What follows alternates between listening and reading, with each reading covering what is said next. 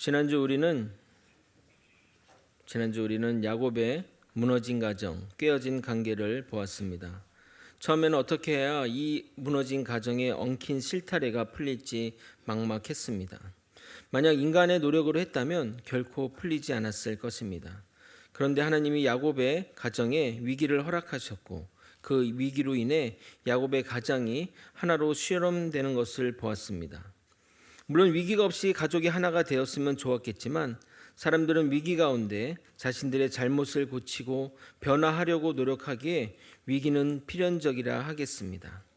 먼저 생존을 위협하는 극심한 가뭄이 계기가 되어 야곱은 아들에 대한 애착을 내려놓게 됩니다. 이제 회복해야 될 것은 형제 간인데 이번에도 하나님은 요셉을 통해 형제에게 위기를 주었습니다. 그러나 생각해보면 형들이 동생을 미워하기에 이 위기는 위기가 아닌 변명의 기회가 되는 것입니다. 왜냐하면 형들이 베냐민을 버린 것이 아니라 물론 요셉의 조작이었지만 베냐민의 잘못으로 이렇게 된 것이기 때문입니다. 그러나 형들은 늦게나마 가족의 소중함을 깨닫고 동생의 실수를 감싸 안으며 아버지를 용서하고 동생을 대신하여 자신이 종이 되겠다는 희생 정신을 발휘하게 됩니다. 그들의 놀라운 변화를 어떻게 설명할 수 있을까요? 그동안의 위기 가운데 동생을 노예로 팔아버린 자신들의 잘못을 깊게 뉘우친 결과가 아닐까 생각합니다. 아버지의 과도한 편애도 자신들이 요셉을 팔아서 더 깊어진 것이기도 하고 억울하게 누명 쓴 자신들의 모습을 통해 동생이 겪은 아픔이 어떠했는지 깨달아졌기 때문이 아닐까 생각됩니다. 결국 형들의 행동이 응어러진 요셉의 마음을 풀게 되었고 용서와 더불어 형들과 진정한 화해를 하게 됩니다.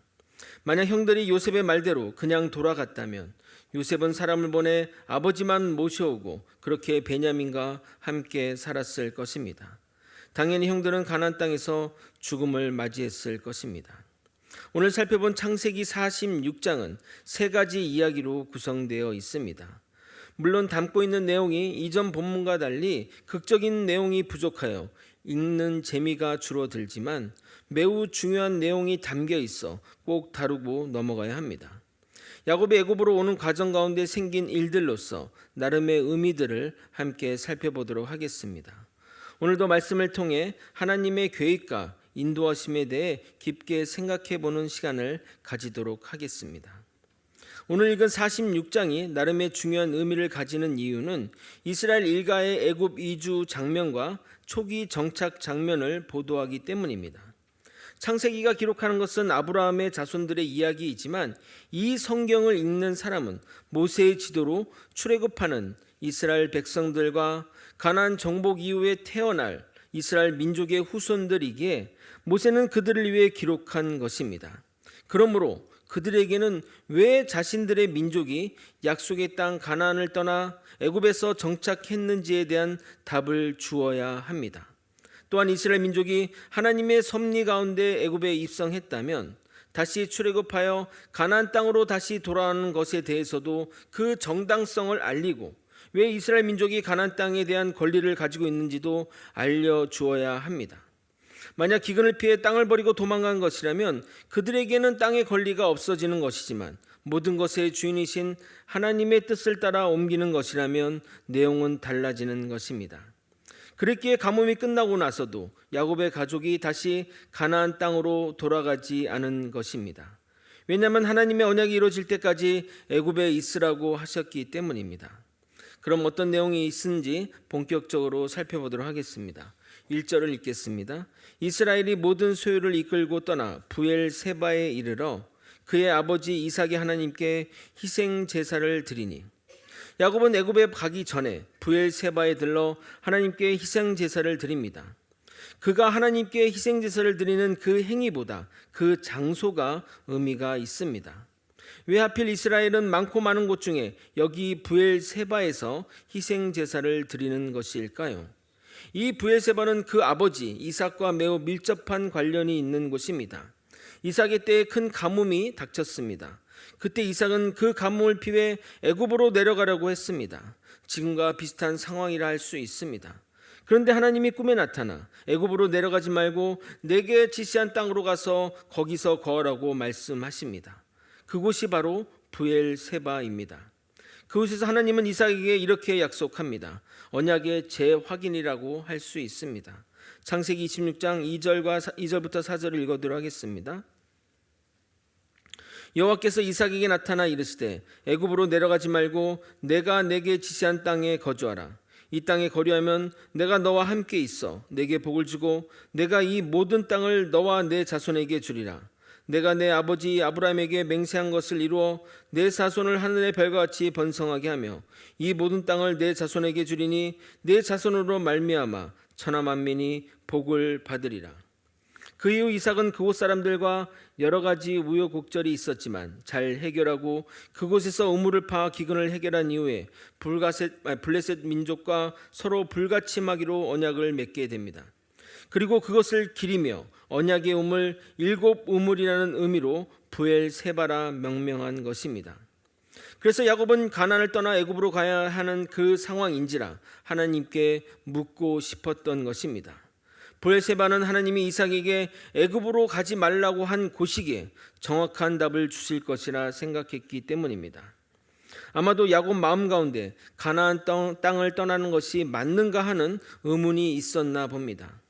물론 애굽에는 죽었다고 생각한 요셉이 살아있고 가나안 지역에 닥친 가뭄도 해결할 수 있기에 가는 것이 너무나도 바람직해 보이지만 야곱에게 정말 중요한 것은 하나님의 뜻입니다. 하나님이 가지 말라고 하면 가지 않을 요량으로 주님께 물어봤습니다. 하나님은 그런 야곱의 마음의 진심을 보시고 밤에 나타나 이상 중에 하나님의 뜻을 말씀하십니다. 2절과 3절을 여러분이 한번 읽어보도록 하겠습니다. 함께 읽겠습니다. 시작. 그 밤에 하나님이 이상 중에 이스라엘에게 나타나 이르시되 야곱아 야곱아 하시는지라. 야곱이 이르되 내가 여기 있나이다 하매 하나님이 이르시되 나는 하나님이라 내 아버지의 하나님이니 애굽으로 내려가기를 두려워하지 말라. 내가 거기서 너로 큰 민족을 이루게 하리라. 그리고 하나님은 야곱에게 애굽으로 내려가라고 말씀하시고 그 길에 너와 함께 하겠다고 말씀하십니다. 또한 야곱이 나중에 이 문제로 고민할 것을 예상한 듯이 너가 죽으면 반드시 너희 조상들이 묻혀있는 이곳으로 올라올 것을 약속하십니다. 4절입니다. 내가 너와 함께 애굽으로 내려가겠고 반드시 너를 인도하여 다시 올라올 것이며 요셉이 그의 손으로 내 눈을 감기리라 하셨더라.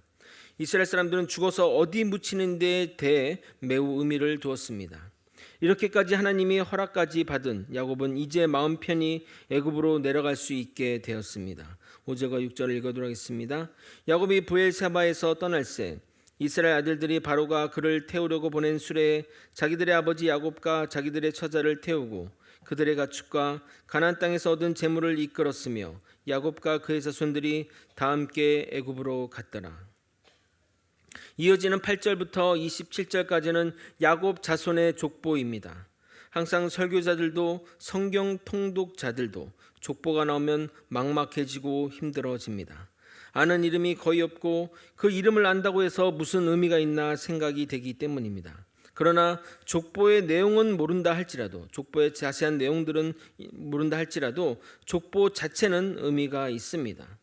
왜냐하면 이제 이스라엘의 가나안 생활을 정리하고 새로운 터전으로 옮기는 즉 새로운 단계로 나아가는 것이기 때문입니다. 그러므로 이 장면은 창세기 12장에 아브라함이 갈대아 우르를 떠나 가나안 땅으로 나아간 것만큼의 그런 의미가 있는 장면이라 하겠습니다. 알다시피 창세기 12장 그 전장인 11장도 족보로 구성되어 있습니다. 성경에서 족보는 한 시대를 정리하고 새로운 시대를 맞이하는 시점에 항상 기록되어 있습니다. 또한 이 족보가 의미가 있는 이유는 가나안 땅에 들어가는 이스라엘 사람들의 숫자입니다. 26절과 27절 읽어드리도록 하겠습니다. 야곱과 함께 애굽에 들어간 자는 야곱의 며느리들 외에 66명이니 이는 다 야곱의 몸에서 태어난 자이며 애굽에서 요셉이 낳은 아들은 2명이니 야곱의 집 사람으로 애굽에 이른 자가 모두 70명이었더라. 여러분, 성경에 나오는 숫자가 아무 의미 없이 기록된 것은 거의 없습니다. 그러기에 숫자가 나오면 우리는 주의 깊게 살펴보아야 합니다. 숫자 70이 의미하는 것이 무엇일까요? 바로 세상 나라의 숫자입니다. 창세기 10장을 보게 되면 노아의 족보가 기록되어 있는데 거기서 홍수 이후로 새롭게 나타난 부족의 이름들이 나옵니다. 그런데 그 부족의 숫자가 정확하게 70부족입니다. 그러므로 70명의 자손은 70부족을 상징하는 것이며 이 부족들을 책임지는 자를 의미하는 것입니다. 그래서 이 족보 가운데는 세계 선교의 비전이 담겨 있다는 거 생각해도 되는 것입니다. 출애굽 백성들도 70명의 사람을 세워 이 역할을 계승해 나갔습니다. 민수기 11장 24절 25절입니다. 모세가 나가서 여호와의 말씀을 백성에게 알리고 백성의 장로 70인을 모아 장막에 둘러 세우매 여호와께서 구름 가운데 강림하사 모세에게 말씀하시고 그에게 임한 영을 70 장로에게도 임하게 하시니 영이 임하신 때에 그들이 예언을 하다가 다시는 하지 아니하였더라. 이 이후로 계속 이스라엘 민족은 70인의 장로를 세우는 것이 전통이 되었습니다. 에스겔서 8장 11절입니다. 이스라엘 족속의 장로 중 70명이 그 앞에 섰으며 사반의 아들 야사나도 그 가운데 섰고 각기 손에 향로를 들었는데 향연이 구름같이 오르더라. 물론 이 에스겔서 본문은 우상 숭배를 하는 모습 가운데 나오는 70인의 장로이지만 이스라엘 멸망 때까지 이 70인 장로 제도가 유지되었다는 것을 보여줍니다. 그러면 여러분, 이스라엘 민족의 부족, 이스라엘을 대표하는 것들이 무엇일까요? 바로 12지파입니다. 12지파는 이스라엘을 상징하고 70부족은 세상 나라를 의미합니다. 그래서 오병이어 기적 후에 남겨진 음식의 바구니가 12바구니인 것입니다. 마가복음 6장 41절부터 43절을 읽어도록 하겠습니다. 예수께서 떡 5개와 물고기 2마리를 가지사 하늘을 우러러 축사하시고 떡을 떼어 제자들에게 주어 사람들에게 나누어 주게 하시고 또 물고기 2마리도 모든 사람에게 나누시매 다 배불리 먹고 남은 떡 조각과 물고기를 12바구니에 차게 거두었으며 오병이어의 기적이 이스라엘 전체로 확대될 것을 예시하는 것입니다. 그러므로 이제 가나안에서 애굽으로 나가는 야곱의 가족은 세계로 나아가는 것이고 그 세계를 책임질 70명의 사람을 통해 하나님의 세계 선교의 계획을 우리에게 암시하고 있는 것입니다. 이제 창세기 46장의 세 번째 부분을 살펴보겠습니다. 야곱은 유다를 먼저 요셉에게 보냅니다. 이 장면은 유다가 야곱 가족의 실질적인 장자의 역할을 하는 것을 보여줍니다. 28절입니다. 야곱이 유다를 요셉에게 미리 보내어 자기를 고센으로 인도하게 하고 다 고센 땅에 이르니 고센 땅은 그림에서 보듯이 바로 나일강 우측에 위치한 곳입니다. 나일강 좌우는 당연히 목초지가 풍성한 곳입니다. 항상 수량이 풍부하여 아프리카에서 가장 양질의 토지가 있는 곳이라 하겠습니다. 그러므로 곡식을 심어도 채상에 열매가 맺히고 가축을 키우기에도 최적의 장소라 하겠습니다. 지금도 아프리카 최대의 곡창지대가 나일 강변 곡창지대입니다. 그런데 요셉은 이곳을 이스라엘 백성들이 살 곳으로 정한 것일까요? 우리는 여기서 요셉의 지혜와 하나님의 정교한 계획을 볼 수 있습니다. 그림에서 보셨듯이 고센 땅은 나일강 동쪽이라 애굽과 지리적으로 단절되어 있습니다. 지금은 강을 가로지르는 다리가 건설되어 있어 아무런 이동에 문제가 없으나 과거에는 배를 타고 이동해야 했기에 거의 다른 지역이라고 해도 무관합니다. 그래서 요셉은 이곳으로 터전을 삼은 것입니다. 그런데 왜 요셉은 이렇게 애굽과 분리된 지역으로 터전을 삼은 걸까요? 여러분이 저랑 같이 오랜 시간 성경을 배워왔기에 이 정도는 답을 하셔야 합니다. 뭘까요? 여러분, 왜 요셉이 이렇게 분리된 지역으로 터전을 삼은 걸까요? 네? 왜 그럴까요? 답 안 하면 안 갑니다. 자, 왜 그런 걸까요? 예? 없습니까? 네? 뭐라고요? 네네? 자, 주보봐도 없습니다. 제가 주보 일부러 안 적었습니다. 여러분이 주보로 보실까봐. 예? 네? 통치자. 예. 아니, 그건 아니고요. 뭐라고요? 김기경 원사님? 그렇죠. 예, 맞습니다. 예. 이스라엘 민족의 신앙 정체성을 유지하기 위해서입니다. 만약 이스라엘 민족이 애굽 민족 가운데 살았다면 애굽 민족에 도화되어 이스라엘 민족의 신앙 정체성이 흐려졌을 것입니다. 그러면 인구가 늘어나도 전혀 의미가 없어지는 겁니다.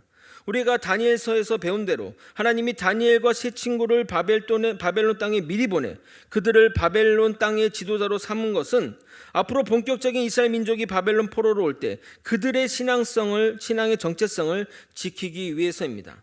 그러했기에 이스라엘 민족이 70년이 지난 포로 기한 이후에 예루살렘으로 돌아올 수 있었던 것입니다.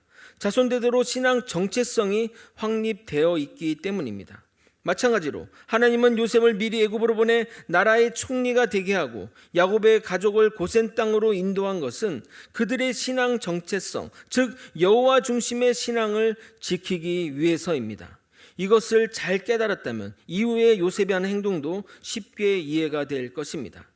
드디어 감격적인 부자간의 상봉이 일어납니다. 29절과 30절을 여러분이 한번 읽어보도록 하겠습니다. 함께 읽겠습니다. 시작. 요셉이 그의 수레를 갖추고 고센으로 올라가서 그의 아버지 이스라엘을 맞으며 그에게 보이고 그의 목을 어긋맞춰 안고 얼마 동안 울매 이스라엘이 요셉에게 이르되 내가 지금까지 살아있고 내가 내 얼굴을 보았으니 지금 죽어도 조카도다. 이 장면을 보면서 여러분 탕자와 그 아버지의 그런 상봉이 또 기억나실 겁니다. 저는 이 장면을 읽으면서 돌아가신 아버지가 생각났습니다. 저희 아버지는 전형적인 경상도 사람이라 감정 표현이 거의 없으시고 정말 무뚝뚝하기 그지없습니다. 아버지가 저에게 애정어린 말을 하셨나 아무리 생각해봐도 생각이 나지 않는데 아마 없었던 것 같습니다. 그런 아버지이신데 제가 군에 갔을 때는 좀 달라졌습니다. 군에서 아버지에게 태어나서 처음으로 편지를 받았는데 편지를 보고 도저히 읽을 수가 없었습니다. 감동에 눈물이 나서 그런 것이 아니라 만시가 보아라 이것 빼곤 다 한자로 써서 못 읽었습니다. 나중에 휴가 가서 읽으려고 보관을 했는데 그걸 잊어버려 아버지가 하늘나라 가신 이 시점에 그 편지의 내용이 무엇인지 갑자기 궁금해집니다. 본문으로 돌아와 야곱은 요셉이 죽었다고 생각했는데 살아 돌아왔으니 얼마나 감격적이겠습니까? 마치 탕자와 제외한 아버지의 모습이 그려집니다. 감격적인 만남 이후에 요셉은 형들과 아버지, 가족에게 말하기를 자신이 바로에게 가서 가나안 땅에 있던 나의 가족이 왔는데 그들은 목축업을 하는 사람이라서 양과 소와 모든 소유를 이끌고 왔다고 말하겠다는 겁니다. 그러면서 부탁하기를 만약 바로왕이 우리의 직업이 무엇이냐 물으라면 이렇게 답하라고 지시합니다. 33절과 34절 읽어도록 하겠습니다. 바로가 당신들을 불러서 너희의 직업이 무엇이냐 묻거든 당신들은 이르기를 주의 종들은 어렸을 때부터 지금까지 목축하는 자들이온데 우리와 우리 선조가 다 그러하니이다 하소서. 애굽 사람은 다 목축을 가증히 여기나니 당신들이 고센 땅에 살게 되리이다. 애굽은 전통적으로 농업이 발달했습니다. 5월이 되면 비가 많이 내렸고 그때 나일강이 범람하여 강 주변의 땅을 비옥하게 만들었습니다. 그리고 사시사철 강한 태양과 풍부한 수량이 농사짓기에 최적의 조건이었습니다. 그러나 주변에 있는 나라들은 대부분 사막지대라 애굽에서 지은 농작물을 얻기 위해 갖은 보물을 갖고 애굽 왕에 찾아왔습니다. 그래서 애굽에서 농업은 최고의 가치 있는 일이었습니다. 애굽의 최고의 신은 태양신 라였는데 그의 아들이 애굽의 왕 파라오라고 말해왔던 것입니다. 반면 당시 유목민은 정처 없이 떠돌아다니며 살았기에 국가의 통제를 받지 않았습니다. 지금도 아라비아 사막에서 유목생활을 하는 베두인족은 나라에 세금도 내지 않고 국가의 소속감이 전혀 없다고 합니다. 그러므로 중앙 집권적인 나라에서 유목민은 골칫거리였습니다. 그래서 목축업을 하는 사람을 천대했던 것입니다. 거기다가 이것은 저의 생각인데 가축을 키우는 사람들은 전염병 보균자가 많았습니다. 동물의 바이러스와 인간의 바이러스가 결합하여 치명적인 바이러스를 생산한 경우가 많았기에 경험적으로 유목민을 멀리했던 것입니다. 지금도 조류 인플루엔자, 사스, 메르스, 최근엔 코로나 등등 모두 동물과 인간의 바이러스가 결합한 신종 바이러스입니다. 유목민은 동물과 계속 접하여 살다 보니 면역이 되어 있지만 다른 사람들은 면역이 안 되어 곧잘 병에 걸리고 생명의 위협이 됐기에 목축하는 사람을 멀리했던 것입니다. 요셉은 무엇보다 그런 애굽 사람들의 정서를 잘 알기에 더욱 자신들의 조상이 목축하는 사람임을 강조한 것이고 결과적으로 유대인들만 독립적인 생활을 할 수 있게 된 것입니다. 이 모든 것이 신앙의 정체성을 지키기 위해 가진 행동이라 하겠습니다. 그러면 이제 우리는 이것을 고민해야 합니다. 이스라엘 민족의 인구를 늘리는 일이 꼭 애굽에 와서 해야 하는가? 가나안 땅에 한다면 굳이 출가나안하고 다시 출애굽하는 이런 번거로움은 없을 것 아니냐? 이런 모든 일은 하나님의 계획하신 것인가? 아니면 우연한 일은 아닌가? 등등 여러 가지 생각이 들 수 있습니다. 우리 인간은 하나님의 일들을 다 알 수 없습니다. 지나고 나면 하나님이 옳았다는 것을 확실히 알지만 당시에 그것을 판단하며 이것이 맞는지 아닌지 확인할 수는 없습니다. 그러나 하나님은 우리를 무작정 이끌고 가시는 것은 아닙니다. 하나님은 언약을 통해 미리 하나님의 계획을 말씀하십니다. 먼저 자손에 대한 약속은 아브라함 때부터 하셨습니다. 창세기 15장 5절입니다. 그를 이끌고 밖으로 나가 이르시되 하늘을 우러러 무뼈를 셀 수 있나 보라. 또 그에게 이르시되 내 자손이 이와 같으리라. 그리고 너희가 이곳을 떠나 이방의 객이 될 것이고 그곳에서 400년 동안 고생할 것도 예언하셨던 내용입니다. 창세기 15장 13절 14절입니다. 여호와께서 아브라함에게 이르시되 너는 반드시 알라. 내 자손이 이방에서 객이 되어 그들을 섬기겠고 그들은 400년 동안 내 자손을 괴롭히리니 그들이 섬기는 나라를 내가 징벌할지며 그 후에 내 자손이 큰 재물을 이끌고 나오리라. 하나님은 이러한 약속들을 한 번만 하신 것이 아닙니다. 창세기 17장에도 언약을 더 구체화하여 약속하셨고 22장에는 기존 언약과 함께 메시아 예수에 대한 언약도 더하셨습니다. 창세기 22장 17절 18절 전반절을 읽어드리도록 하겠습니다. 내가 내게 큰 복을 주고 내 씨가 크게 번성하여 하늘의 별과 같고 바닷가의 모래 같게 하리니 내 씨가 내 그 대적의 성문을 차지하리라. 또 내 씨로 말미암아 천하 만민이 복을 받으리니. 그러므로 하나님은 전 우주 역사 가운데 우리 인간을 위한 계획을 세우셨고 우리에게 약속한 다음 세상의 이치를 거스리지 않는 가운데 성취하셨습니다. 그래서 애굽으로 보내신 것은 하나님의 계획을 성취하기 위해서입니다. 하나님의 계획은 이스라엘 민족을 하늘의 별처럼 바다의 모래처럼 늘리기를 원했습니다. 그렇다면 뜨거운 태양과 사시사철 물이 풍부한 나일강 주변이 인구를 늘려가며 살기에는 가장 좋은 환경입니다. 그래서 이스라엘 민족은 그곳에서 무럭무럭 자라나게 됩니다. 400년 동안 야곱의 후손 70명이 60만이 되었으니 말입니다. 고센 땅은 이스라엘 민족의 인큐베이터라고 해도 무관할 것입니다. 그럼 마지막으로 왜 하나님은 애굽에서 고난을 허락하시는 것일까요? 창세기 다음 성경이 바로 출애굽기입니다. 그런데 창세기와 출애굽기 사이의 시간 간격이 400년 정도 흐르게 됩니다. 400년 동안 성경의 기록이 없다는 것은 400년 동안 하나님과 이스라엘 백성과 아무런 역사가 없었다는 말입니다. 물론 이스라엘 백성들이 하나님께 기도하고 정기적인 제사는 드렸을 것입니다. 그러나 삶이 평온하다 보니 하나님을 찾는 간절함이나 부르짖음이 없었던 것입니다. 그래서 이스라엘 백성은 하나님 없이도 아무런 어려움 없이 살아왔습니다. 생각해 보십시오. 여러분의 삶에 아무런 문제가 없고 하는 일마다 순탄하고 잘 되고 있는데 무언가 변화를 주려고 하거나 고치려는 생각을 할까요? 아니면 왜 이렇게 잘 되지? 뭐 이렇게 잘 되는 게 너무 이상한 것 아니야? 뭔가 잘못된 것 아니야? 이런 의구심을 가지냐 이 말입니다.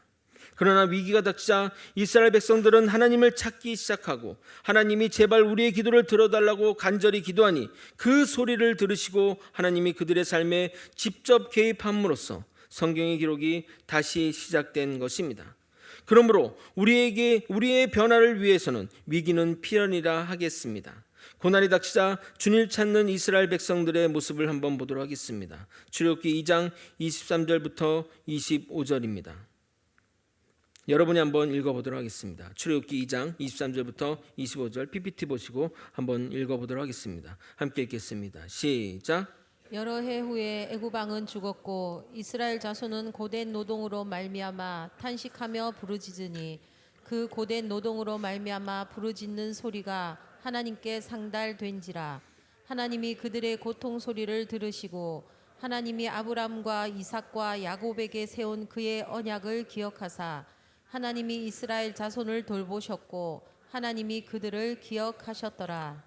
아멘. 아마 이런 그 극심한 고난이 없었다면 그들은 하나님을 찾지 않았을 것이고 다시 약속의 땅으로 돌아온 일도 없었을 것입니다.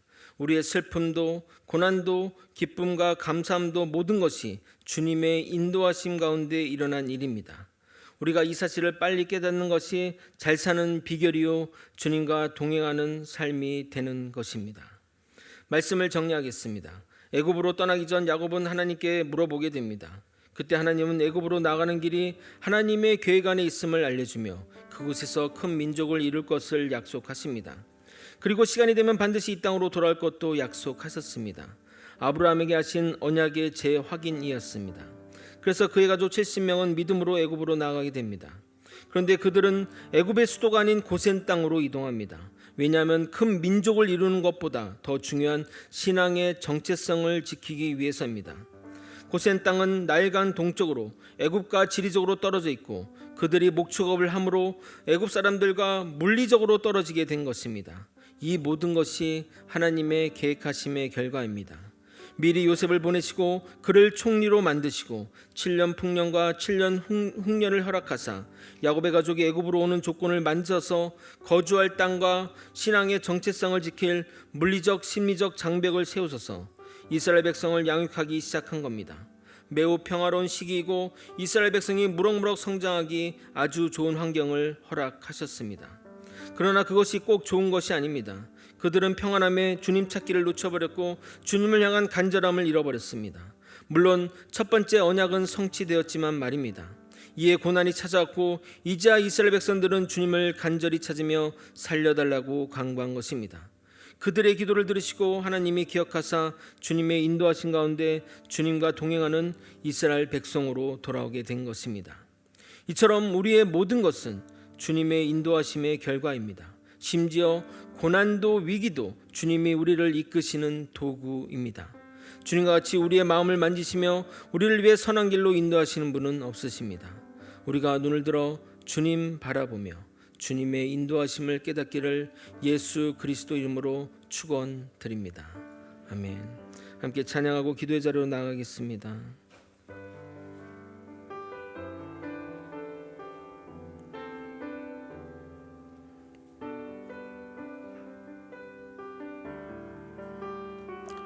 주님과 같이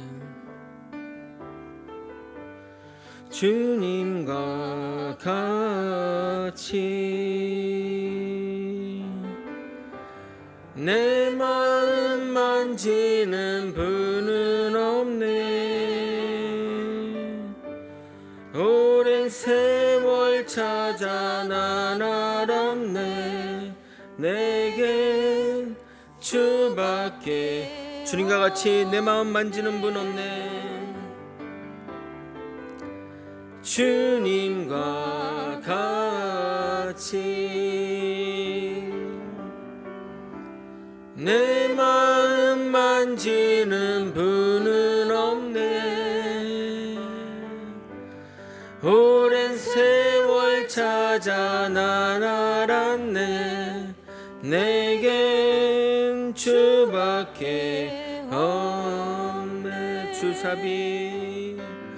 주잡이 강같이 흐르고 주 손길 치료하네. 고통받는 자녀 품으시니 주밖에 없네. 주님과 같이 주님과 같이 내 마음 만지는 분은 없네. 오랜 세월 찾아 난 알았네. 내겐 주밖에 없네. 과거 사역하는 가운데 어느 권사님이 너무나 힘든 고난과 위기 속에 있었습니다.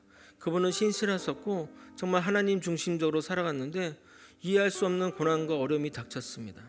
정말 하나님께 원망하고 그게도 마땅한 상황인데 그분이 이렇게 고백합니다. 그래도 내가 하나님께 원망할 대상이라도 있으니 얼마나 그게 감사한지 모르겠다. 나는 하나님 없었다면 아무에게도 이 아픈 마음, 힘든 마음을 얘기할 사람이 없으니 그래서 하나님이 있는 것이 너무나 감사하다고 고백했습니다. 여러분, 어려움과 힘든 가운데 있습니까? 여러분 삶의 위기와 또 난처한 일들이 있습니까? 그러나 주님은 우리와 함께 계십니다. 주님과 같이 우리의 마음을 만지는 분은 없습니다. 그 마음을, 그 생각을 잊지 마시고 여러분 평생에 주님과 동행하며 사는 믿음의 사람이 되시길 예수님의 이름으로 축원합니다. 다 함께 주님의 이름 한번 부르고 통성으로 기도하시겠습니다. 주여! 하나님 아버지, 이 시간 가운데 주님과 같은 분이 없음을 믿음으로 고백하며 살아가는 아버지, 우리 믿음의 백성들 되게 도와주옵소서. 아버지, 이해할 수 없는 일들과 아버지, 이 세상에 살아가면서 아버지 어려운 고난과 위기들을 아버지 우리에게 허락하심으로 아버지 더욱더 주님께 나아가는 우리를 아버지 만드심에 하나님 그 감사함으로 찬양과 경배로 나아가게 도와주옵소서. 아버지, 내가 의지할 분은 누구겠습니까? 내가 이 아픔과 힘듦을 토로할 대상인 주님밖에 누가 있겠습니까? 주님께 나아가 아버지 하나님의 나의 모든 십자가를 내려놓고 주님의 멍에를 짊어지는 우리 믿음의 백성이 되게 도와주옵소서. 나에겐 주님밖에 없습니다. 주님같이 내 마음 만지는 분은 없습니다. 오랜 세월 지나 깨달았던 아버지 그 믿음의 고백처럼 아버지 나에게는 주님밖에 없음을 아버지 전심을 다해 고백하며 믿음으로 살아가는 믿음의 백성들이 되게 도와주옵소서. 성령님, 이 시간 하나님 아버지 고난 속에 있는 분들의 마음을 만져주옵소서. 어려움과 힘든 가운데 있는 사람들의 마음을 만져주옵소서. 질병과 어려움 속에 있는 분들을 만져주옵소서. 관계의 어려움으로 고통받는 사람들을 만져주옵소서. 아버지, 내겐 주님밖에 없습니다. 내 마음 아시는 분은 주님밖에 없습니다. 아버지, 이 세상을 빨리 깨달아서 주님과 동행하며 사는 삶을 살 수 있도록 이끌어 주시옵소서. 주님만 의지합니다. 주님만 바라봅니다. 내겐 주밖에 없음을 입술로 고백하며 믿음으로 고백하며 삶으로 살아낼 수 있도록 아버지 이끌어 주시고 인도하여 주옵소서. 아버지, 오랜 세월 지나 깨닫지 않고 지금 당장 깨달아 주님과 동행하며 주님께 노래하며 주님과 동행하는 삶을 살 수 있도록 이끌어 주시옵소서. 내겐 주밖에 없습니다. 내겐 주밖에 없습니다. 주님 붙들어 주시옵소서. 주님 함께하여 주옵소서. 언제나 주님과 동행하는 믿음의 백성들이 되게 도와주시며 하나님의 은혜 가운데 살아갈 수 있도록 이끌어 주시옵소서. 아버지, 사랑이 많으신 하나님 아버지, 내겐 주님밖에 없습니다. 아버지, 내가 주님께 토로하고 고통하고 모든 내용들은 오직 주님이시기에 내어놓을 수 있는 것입니다. 주님이시기에, 주님이 나의 전부이시기에 내겐 주님이 너무나 소중합니다. 하나님 아버지, 정말 하나님이 나의 전부이심을 빨리 깨달아 언제나 주님과 동행하는 삶을 살아갈 수 있도록 이끌어 주시옵소서. 주님과 동행하는 그 삶이 얼마나 큰 축복이고 주님을 의뢰하며 주님께 나가는 삶이 얼마나 큰 기쁨인지를 깨닫게 도와주시옵소서. 그래서 고난 가운데 주님 바라보며 위기 가운데 주님을 쳐다보며 주님께 감사와 찬양을 올려드릴 수 있는 아버지 믿음의 사람들이 될 수 있도록 이끌어 주시옵소서. 입술로 고백하기 원합니다. 삶으로 나타내기 원합니다. 내겐 주밖에 없습니다. 사랑이 많으신 예수 그리스도 이름으로 기도드렸나이다. 아멘. 지금은 우리 구주 예수 그리스도의 은혜와 우리 하나님 아버지의 크신 사랑과 성령 하나님의 감동감화 교통 역사하시는 귀한 은총이 오직 우리의 사정을 아시는 주님께 나와 주님께 고백하며 주님의 인도하심을 기대하는 믿음의 성도님 머리 위에, 그리고 거제 소망교회 위에 이제로부터 영원히 함께 있을지어다. 아멘.